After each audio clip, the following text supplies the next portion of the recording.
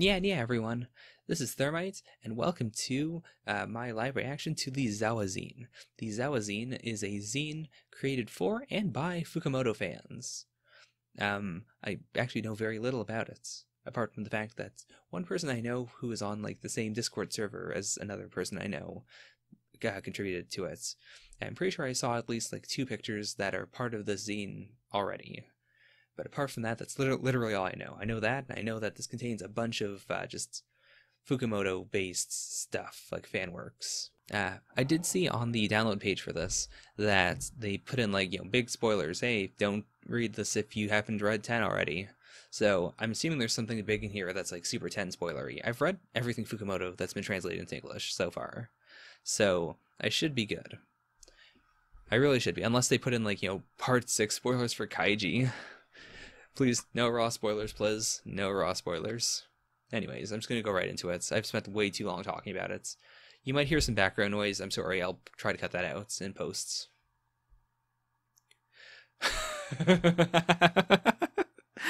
Oh, wow. What a horrible torture. Ooh, I love Kaiji's face here. I love Ichijo's just maniacal face. He knows how horrible this is. The pure torture. Ah. It just struck me actually that this is a like art zine, and so I'm probably not going to have a whole lot to talk about most of these. If you have contributed to this and I don't talk about your thing very much, I'm sorry. No offense. I'm not good at talking about arts. I will absolutely show my appreciation, though. I'll read off everyone's names at the very end, assuming you guys have a credits page for this. Wow, okay, I was not expecting this. This is, it's Katagiri-san and... Who is she? What's her name? I know who these are, obviously. They're the protagonists of Route 39, a Fukumoto series about pachinko that I like a lot. Like, it's short, but it's sweet. And then we got, again, Kaiji and Ichijo in the backgrounds, just having some fun, being some cool dudes. This is actually very shippy now that I think about it. Like, they don't seem angry. He seems a little scared, but this looks like a happy smile. I don't know what they're gonna do. I don't know where the pachinko balls are going to go here. But I trust Katagiri-san to keep things under control. Oh. Ah. All right. This is a Akagi. I swear, I've read Akagi. I'm current for the Kagi. I know who this is. It's been a long day. Also, I'll let you believe that I'm wearing this in order to commemorate the release of the ZawaZine. That is absolutely why I'm in a suit. Anyways, this is a very cool looking Akagi. Oh wow! Oh wow! I always like when people draw a guy's scar in a way that makes it look like a scar. Like, even when Fukumoto draws it, I don't feel like it's a scar, you know? It always looks like a tattoo. I guess because it's so broad, but also just the way he colors it. It makes it feel like a red tattoo of a scar. Whereas this does feel more like healed skin. This is real cool. Dog days are over. I assume this also says dog days are over, but in Japanese, maybe? It might have a double meaning or something, though. I would not know. I don't read Japanese, and I'm not going to stare at this to try and learn Japanese spontaneously in the middle of a reaction. But yeah, this is real cool, and I love the color scheme here. Oh, wow! What a cool looking Harada. Okay, this is automatically my favorite so far. I love Harada. Harada is probably my favorite character in all of 10, and I love tigers. I love cats of all kinds. Kitties are the best kitties. So, actually, if I just pull this over here, you can see that I've got a bedspread of a tiger. Can you see that? So, this appeals to me in a very, very powerful way on all fronts.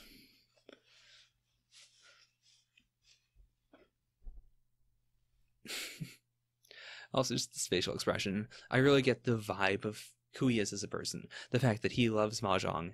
He loves to be aggressive during mahjong. This is where Harada comes out, as opposed to just, the Yakuza goon that, that he gets his power from, that status. Nah, this is him. This is full Harada. This is, you know, the kitty coming out of his cage. Oh, wow. Okay.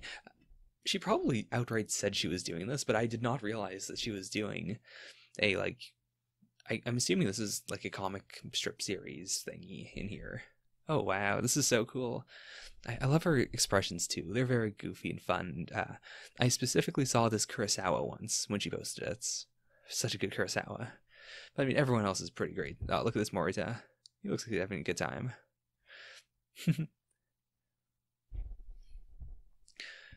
Okay, first of all, this title. Beautiful. Absolutely beautiful.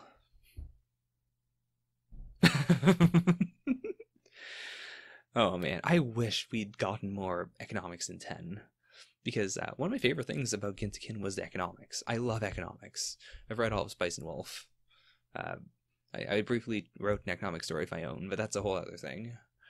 And like the East versus West stuff, like specifically the little information about how, you know, that match was going to change the way that Mahjong was played in Japan, you know, according to these, you know, the East-West splits, and, you know, how that would change the amount of income that Eastern Yakuza get versus Western Yakuza. Like, that was such a cool concept. Yeah, I would definitely read Ginta 10.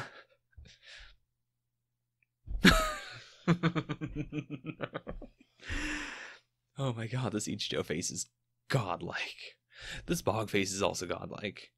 I wish this was the exact face it made at the end of part 2. That would have made it all worthwhile. If it was groaning, and then if it also did this. Oh, okay. You're supposed to read these right to left, or lefts to rights. That's fine. So clearly this takes place, like, very, very quickly after part 1. Because, like, you know, after, like, you know, at the start of part 2, he was just ready for any kind of gamble. But this is the point where he's like, no more gambling, grandpas. He's seen the error of his ways. The one brief moment in which Kaiji could see the error of his ways. Oh boy. Poor Zero. You'll get your chance. You'll be able to beat up an old man someday, once Zero Part 4 comes out.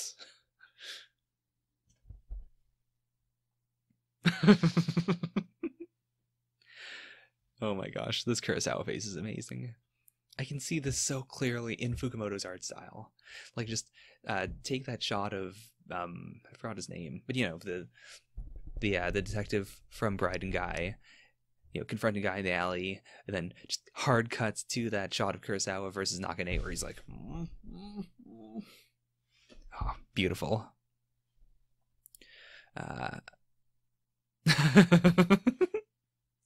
Oh, this is great. Also, I love the small symbolism where, like, he's got his hand outstretched, and then, like, it's clearly like him just, you know, posing, but also it could be interpreted as being paper in order to set up the joke of Guy poking out his eyes with the strike that represents scissors. Oh, this is great. Love it.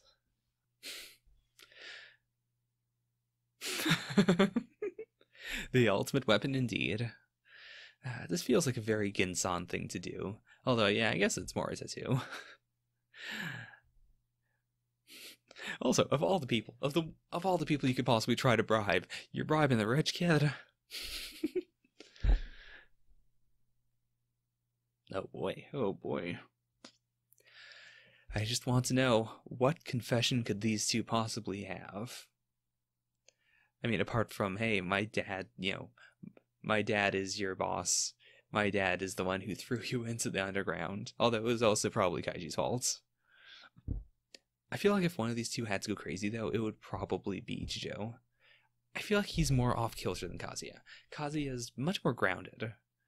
I mean, he's had probably the best therapist that money can buy. I'm sure he's fairly well-grounded, even if he's going a bit crazy right now, as of where I am in part 5. Oh, yeah, I saw this picture before, and it's so cool. I love it. I love that, like, obviously we've got the symbolism with the wings, and then, like, Kaiji's face is already very pointy, so the idea of taking that and making him look more like a bird of prey. Just, attacking Kazuya. This is such a cool concept. I love this as just like this really does represent their conflict to an extent. Ah, love it. Aw. This is a cute art style.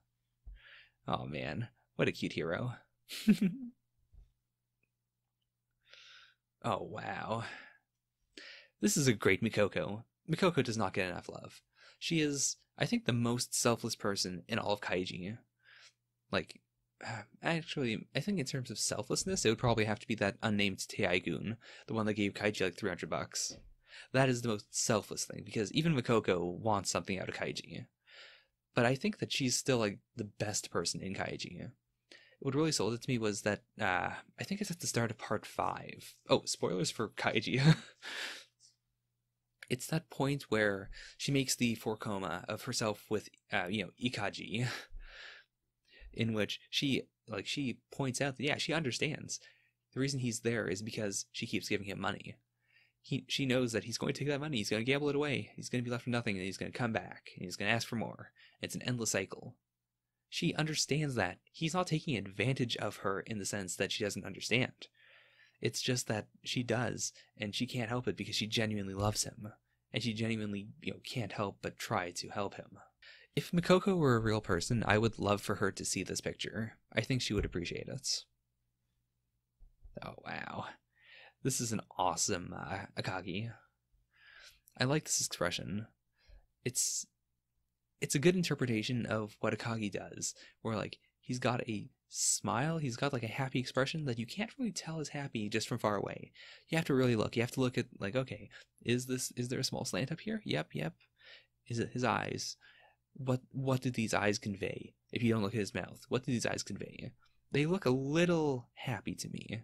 Just a little. And so altogether you can kind of tell, okay, this is a picture of Akagi and he seems pretty good. He seems pretty happy.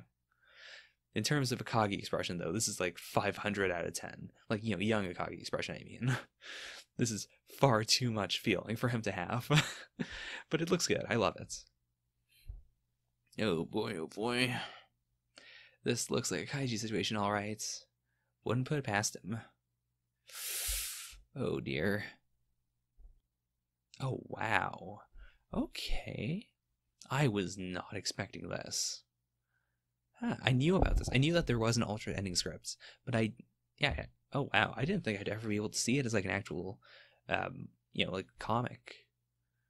Let me quickly check my camera. I need to make sure that I don't get cut off on this.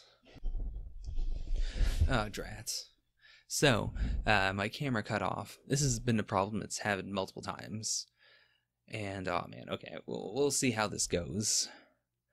I'm really happy that it cut off here, though, because I'm about to start this, this alternate ending scripts adaptation, which I'm just incredibly hyped for.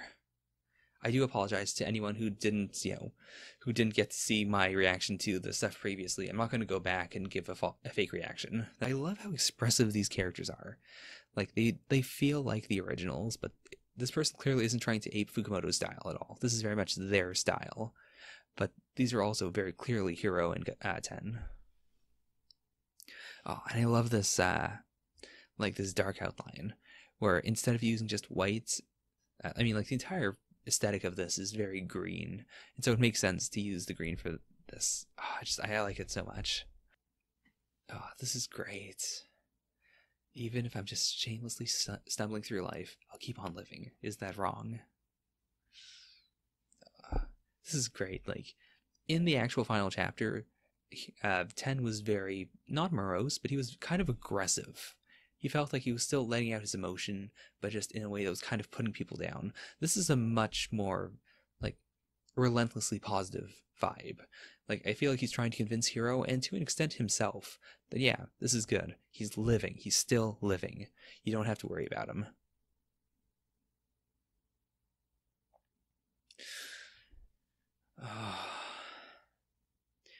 Death isn't something pure and noble. It's individual. Everyone experiences life differently, so of course they experience death differently too. That is incredible. That's a sentiment that I wish had been expressed a bit more, although, it was to an extent. but I like that a lot. When I talk about 10 to people, I generally tend to talk about the euthanasia, like the euthanasia part of the ending, like in terms of that, because I've got like a medical degree, so we I'm seen as kind of a dude who kind of understands that, who has like an opinion about it.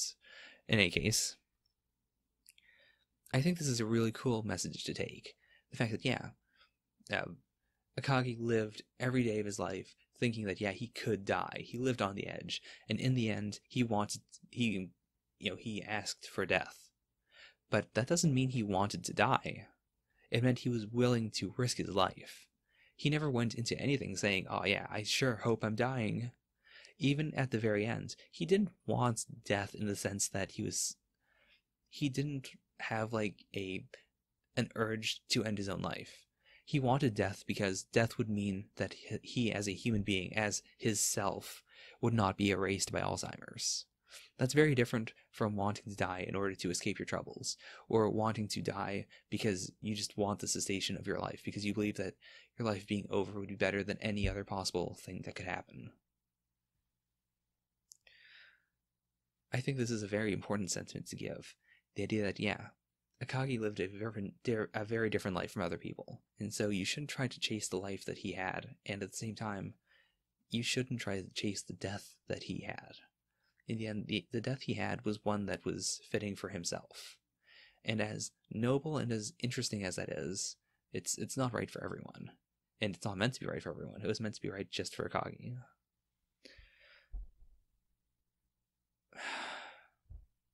He was saying we should just be free, so I'll live freely for his sake. I'll live freely for his sake. Oh. What a beautiful shot. My gosh, this might be one of the most beautiful 10s I've seen. This is a 10 out of 10 10. Oh, oh man, what a hero.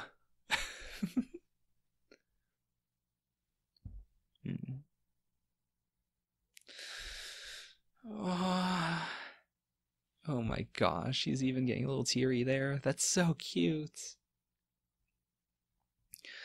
Oh, and we ended with the cat. The cat who may or may not be Akagi, who, at least metaphorically, is Akagi. Oh, this is so beautiful. And just the light streaming down from heaven. Oh my gosh, this was amazing. The only reason I'm not going to say it's my favorite is because, well, I shouldn't even pick favorites. It's a zine. I should experience every single one for what it is. Also because I feel like this is an adaptation of Fukumoto's work himself. Of course he's going to dominate his own ZawaZine. But I don't want to discredit the artist and the person who translated the scripts so that the artist could, bring it to life. They did incredible work here. This was great. I feel better as a person for having read this. Seriously. And I'm not even through the entire zine. This is great. Okay, let's see what we have next. Oh, wow. Oh, this is great. I really do want, I wish we could have had more of Akagi and Hiro. I love this. In general, I love age gaps. But, regardless of what relationship you want to imagine them having, I love the idea of them, these two polar opposites. Someone who delved into the world of gambling, who picked up Mahjong as if it was just like any other thing, who picked it up literally just, after walking out of the ocean, and just, learned it from scratch and became a complete nerd genius. Versus someone who is not that, who is very analytical, who doesn't have an instinct for automatically, being good at gambles or anything, but who still loves Mahjong, who is fascinated with the game of Mahjong. These two disparate people having this sort of, quasi-student-mentor relationship is so cool. I love it so much. Even if we couldn't have had much more of it, because, it wouldn't have worked out. I really do like what we got of it. I think that makes it very special. Oh, wow. This is, I'm not sure how to interpret this. What it brings to mind immediately is, Kaiji. I assume this is Kaiji especially because of the fingers. But the idea that this is a Kaiji who has overcome all of the obstacles he's faced. He's lost his fingers, but you can see crucially he still has his fingers. He's got the head wound from when he lost his ear, and he had to bleed all over it to cover up the fact that he cut off his ear. But at the same time, he's got his ear. He's got the headpiece of the king. I don't know what these are. Is that a dart? Not sure how to interpret these. This is like a suitcase full of money. Oh, wow. Okay. And I just saw, again, I'm not sure if this was an intended interpretation, but this kind of looks like eyebrows, and you've got the eyes, and you've got what could be a mustache. It looks a lot like, why am I blanking on his name? Kazuya's dad. The man whose name Kaiju said he wouldn't forget, as he screamed it right before he had his fingers cut off. How have I forgotten his name? How have I forgotten the name of one of the villains I respect most in any Fukumoto work? Oh boy. Anyways, it reminds me of his face. So I think that's my interpretation of this, at least. Oh wow. This is a great Washizu. I have no idea what this says. Again, I do not speak Japanese. But I love the coloring job for this Washizu. I love Fukumoto's, the way he colors Washizu in general, especially the teeth. It reminds me of, in Madoka Magica, well, not even in the series, but in a other thing. I'm not going to say it. Anyways, there's a color that is specifically referenced as being just a filthy color. A color that should not be. And it's not supposed to be a brown. It's supposed to be this mismatched rainbow mixed in with blacks and just browns and just it should not be, and therefore it is inherently filthy. That's what I think of every time I see Washizu.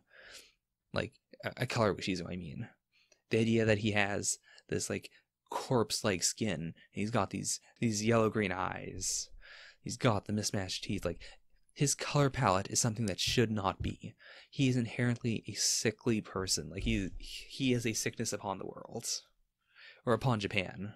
Oh, this is such a good page. I like it so much.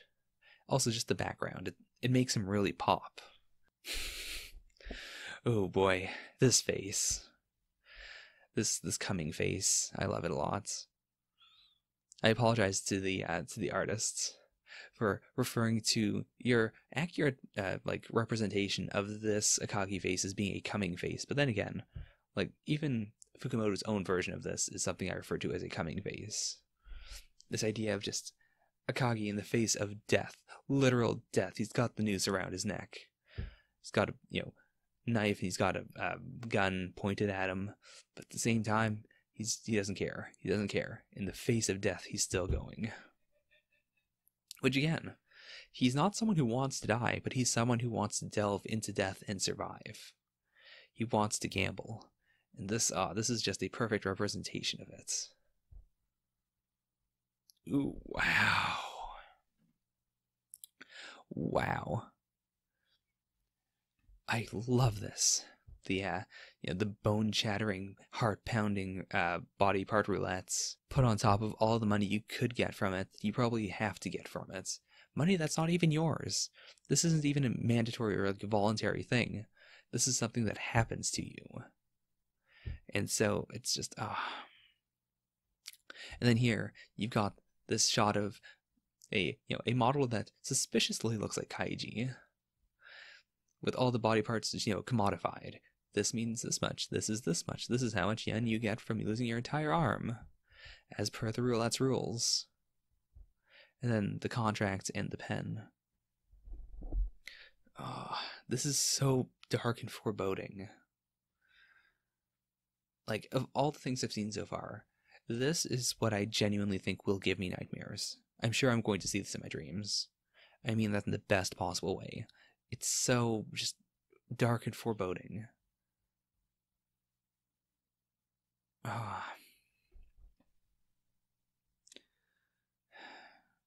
This is great. I love how sketchy it is. It really does convey a feeling of rest. Oh, wow.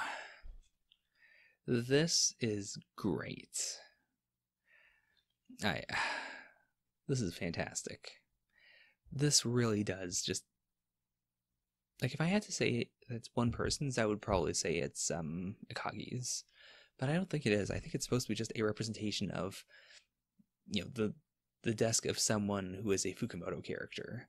Like, you've got the shades, you've got the gun. The gun makes me think Ikagi. The shades make me think Guy, or not Guy, Zero, Guy. The snacks.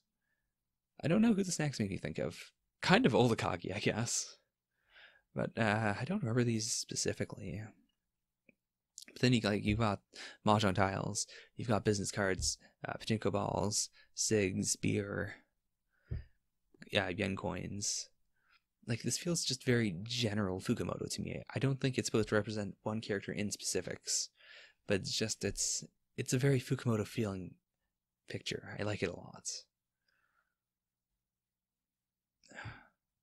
This is a very good ZawaZine picture overall. Oh, wow. This is a pretty good Ichijo. I like the way that the lines kind of come out of him, but like the fact that this eye specifically isn't touching him. I feel like if it was all touching him, the idea would be too obvious. Like, it'd be too on point that, oh yes, the bog is an extension of Ichijo. They are one and the same threats. There's just enough to like get that point across. Like, the fact that these are sprouting out of him, they look kind of like fairy wings, and these are kind of like coming out of his back. But at the same time, like, horns. But at the same time, it's not quite centered on him. Just enough to get the point across without it being too obvious or being too plain. I can appreciate that. It's that wabi-sabi. It's the wabi-sabi aesthetic. Oh, this is nice. This is real nice. Of all the series that could cross over, I've always thought that 0 and like 10, or like maybe Hero, would work fairly well because they kind of fall in the same area, right? I don't remember when 0 happens actually. I want to say it's like 2000s, so it wouldn't work out with 10, but at the same time, it kind of could, right? Right? Am I wrong?